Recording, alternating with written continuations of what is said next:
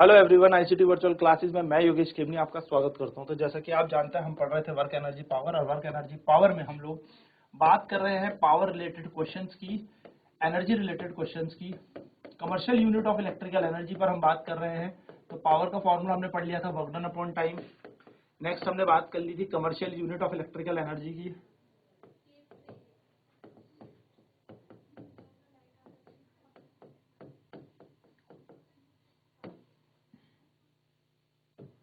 वैद्युत ऊर्जा की व्यापारिक इकाई।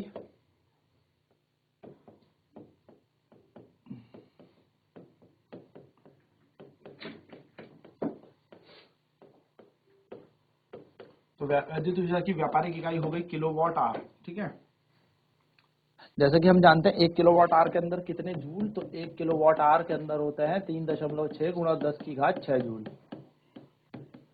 ठीक है, ये बात याद रखनी है। चलिए एक क्वेश्चन करते हैं। क्वेश्चन है a motor of power 2000 watt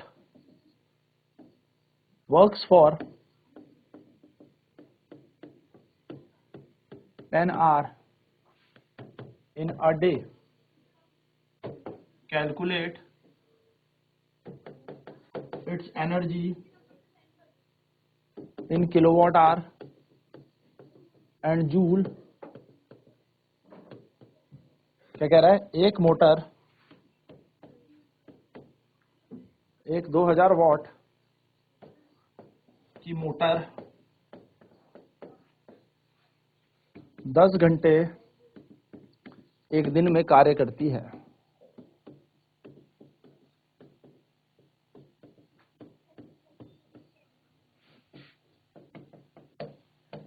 इसकी किलोवाट घंटे में ऊर्जा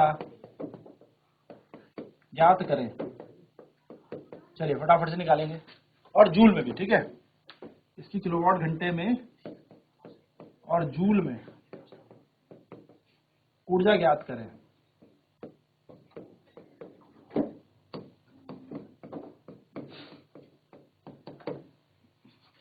तो हमें यहाँ पर क्या दे रखा है? क्वेश्चन में पावर दे रखी है मोटर की, है ना। मोटर हमें गिवन है और मोटर की दे रखी है पावर।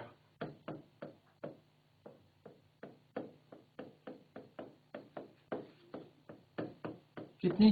2000 वॉट। कितने समय पे चलती है? कितने समय तक? ये मोटर रोज चलती है 10 घंटे। हमें क्या निकालनी है? इसकी एनर्जी, यानी कि हम इसकी ऊर्जा निकालनी है।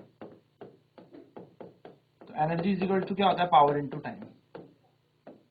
तो पावर है 2000, टाइम है 10, तो आ जाएगी एनर्जी। अगर बात करें किलोवाट आवर में, तो किलोवाट आवर में क्या हो जाएगी एनर्जी? 1 2 3 4 अपॉन में 1 2 3।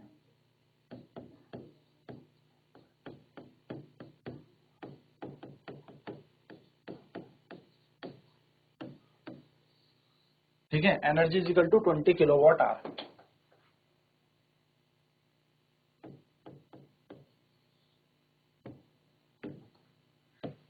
तो 1 किलोवाट आवर के अंदर होता है 3.6 into 10 to the power 6 joule. तो 20 किलोवाट आवर हो जाएगा 20 into 3.6 into 10 to the power 6। Point हटेगा एक, यहाँ आएगा 10, 0 से 0 कैंसिल, 20 था ना, तो बन जाएगा 36 दूनी 72 गुणा 10 की घात 6 जूल। ठीक है, चलिए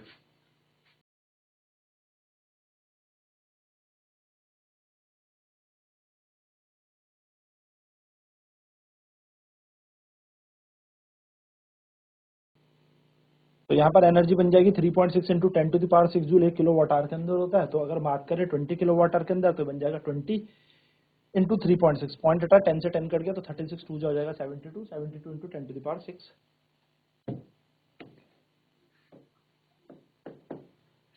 क्वेश्चन है, a fan of power 1600 watt works for 2 hours in a day, and a bulb of 500 watt works for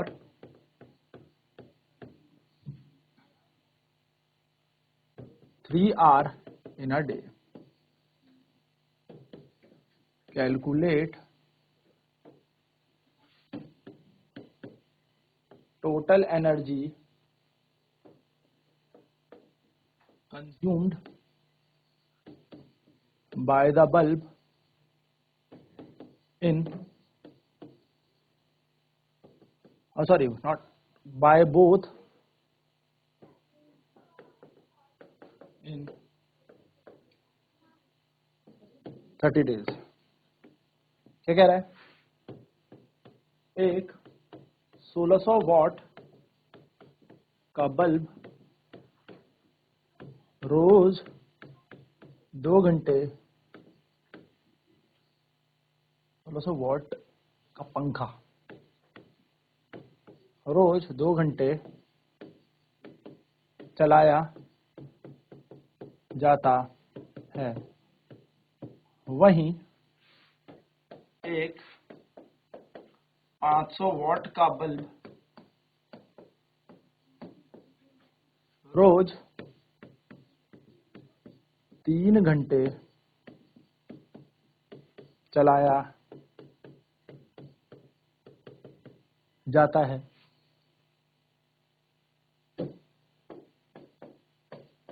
30 दिन में इनके द्वारा खपत ऊर्जा ज्ञात करें।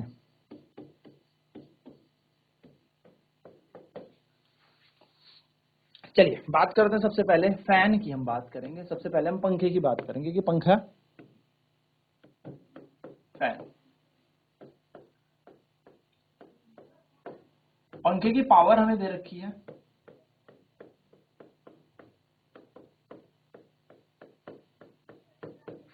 1600 वॉट का पंखा है। कितने समय के लिए चलाया जाता है? इसका टाइम यानी कि समय दे रखा है। ये चलाया जा रहा है रोज 2 घंटे। यानी कि अगर फैन की एनर्जी निकाले हम, यानी कि पंखे की ऊर्जा अगर हम निकाले एनर्जी, तो निकल जाएगी 16 power into time, P1 into T1। तो एनर्जी आ जाएगी हमारी 1600 इंटू 2, P1 बराबर आ जाएगी 3200 watt, not watt, joule. Watt hour है दोस्तों, ये वॉट आवर बनेगा। चलो वहीं पर हम बात करें दूसरा बल्ब की। बल्ब, तो बल्ब की पावर हमें दे रखी है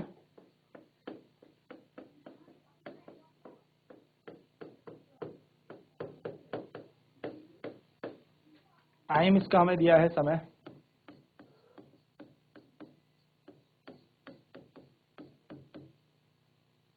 ये कितने घंटे चलती है? ये चलती है 3 घंटे हर दिन। और इसकी एनर्जी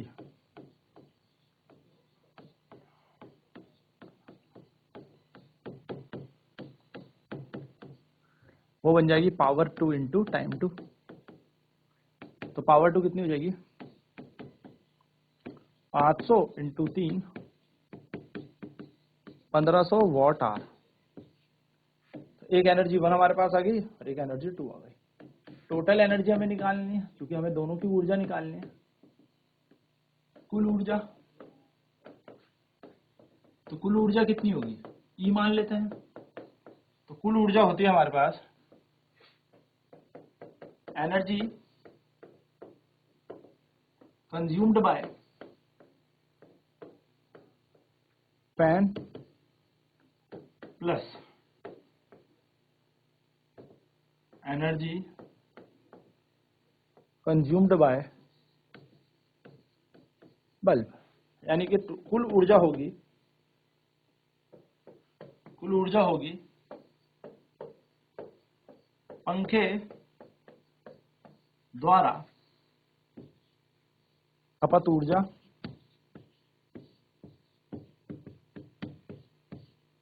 प्लस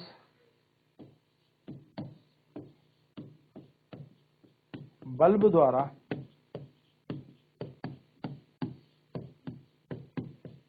खपत ऊर्जा। तो E बराबर हो जाएगा E1 प्लस E2। E1 कितना दिया है? E1 हमें दे रखा है 3200 वॉट आवर और E2 है 1500 वॉट आवर।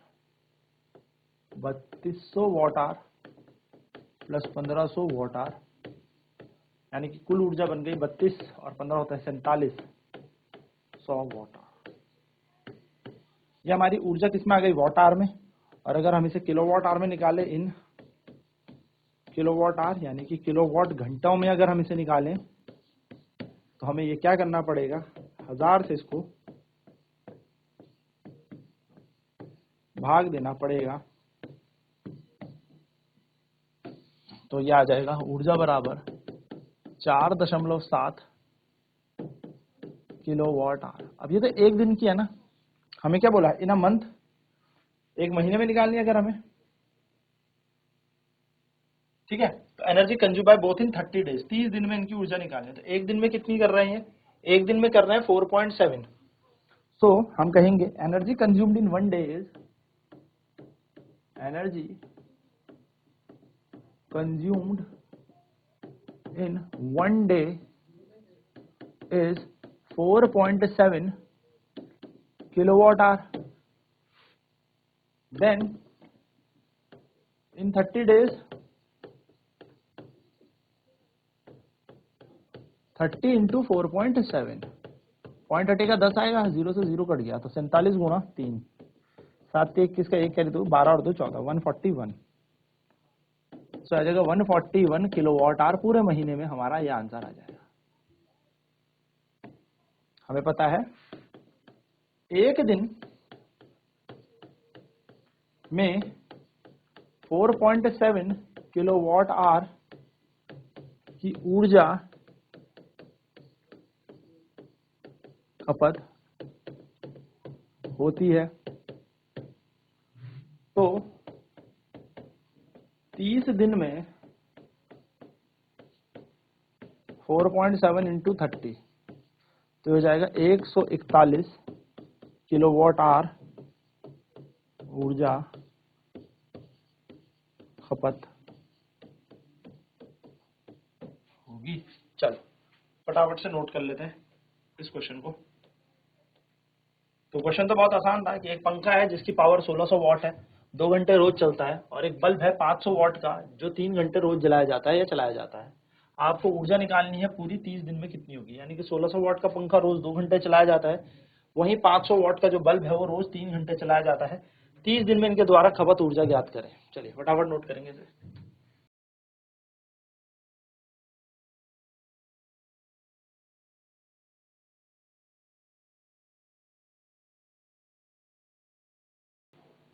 तो पंखा फैन हमें दे रखा है पावर P1 1600 वॉट, टाइम हमें दे रखा है 2 घंटे, energy E1 P1 into T1 हो जाएगी, E1 इक्वल टू 1600 इंटू 2, यानी कि हमारी क्या बन जाएगी? टोटल एनर्जी बन जाएगी। तो E1 बराबर आ जाएगा 3200 वॉट आवर। ठीक है, ये हमारी एनर्जी आ गई।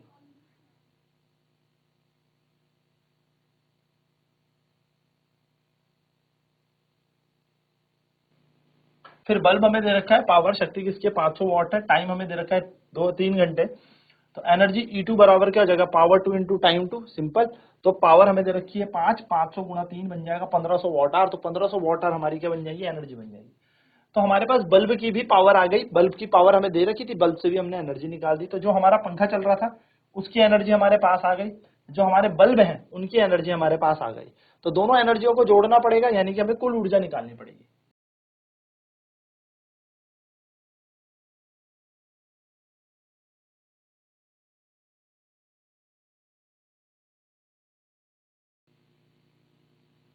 तो टोटल एनर्जी कुल ऊर्जा E, तो E बराबर energy consume by fan plus energy consume by bulb, यानी कि अगर कुल ऊर्जा निकालनी है तो पंखे द्वारा खपत ऊर्जा, बल्ब द्वारा खपत ऊर्जा, ये दोनों की दोनों चीजें जोड़ी जाएंगी। तो एनर्जी हमें कैसे निकाली जाएगी, total energy consume by fan plus energy consume by bulb, पंखे द्वारा जितनी भी एनर्जी कंज्यूम्ड हुई है, ऊर्जा खपत हुई है उसको, प्लस हम क्या कर देंगे, बल्ब द्वारा खपत ऊर्जा को जोड़ देंगे।